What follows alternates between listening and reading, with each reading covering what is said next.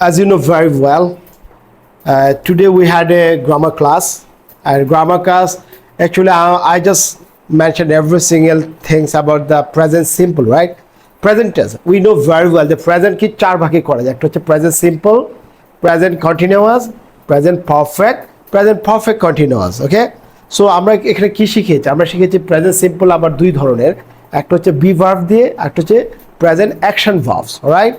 And afterward what actually do present continuous, আমরা জানি present continuous হচ্ছে যখন আমরা ক্লাসটা একটা কাজ করছি এখন বর্তমানে, নাও, রাইট? নাও এখন তুমি কি করছো? তুমি লিখছো, তার মানে I am writing, isn't it?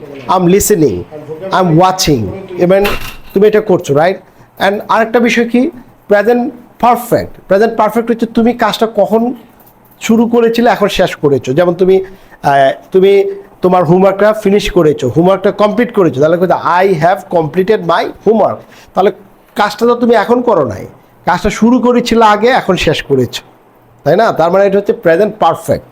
আর যদি প্রেজেন্ট পারফেক্ট কন্টিনিউ হয়, যেমন তুমি এখানে ক্লাস করছো কতক্ষণ ধরে, তাহলে বলবো যে I have been studying here for 1 hour।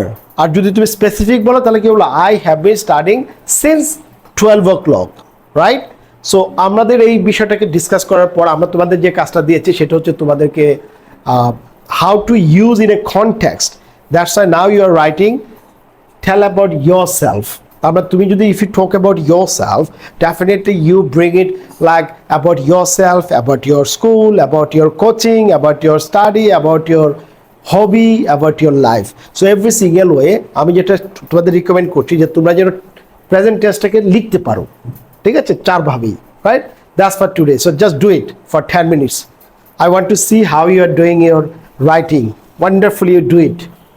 All right guys.